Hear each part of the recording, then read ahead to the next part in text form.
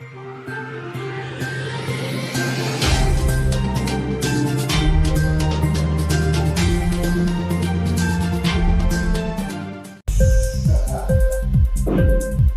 TV prime time news కి స్వాగతం.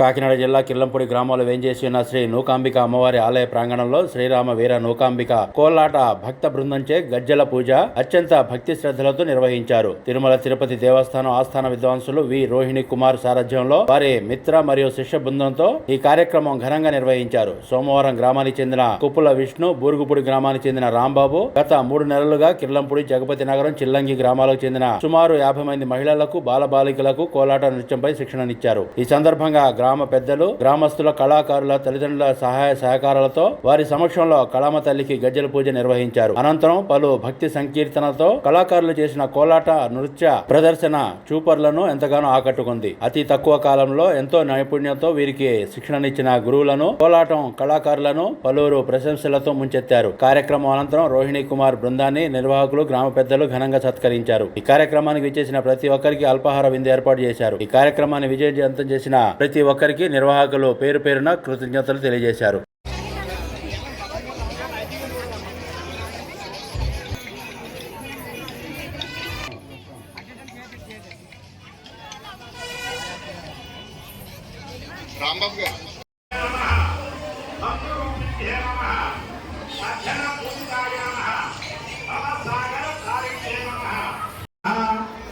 సంధ్యాయ నమః, సర్వమయాయ నమః, సర్వ ఐశ్వర్యప్రదాయినే నమః, సర్వపుణ్యాయ నమః, సర్వమాప్రియ నమః, సహస్రదీవిషే నమః, స్వాహాయ నమః, స్వధాయ నమః, సుధాయ నమః, సర్వజ్ఞాయ నమః, సుముఖాయ నమః, సుఖప్రదాయినే నమః, సర్వసుఖప్రదాయినే నమః. స్వామి వారికి నారికళం సమర్పించి వెళ్ళవలసిందిగా కోరి ప్రార్థిస్తున్నాం. హరే శ్రీనివాస.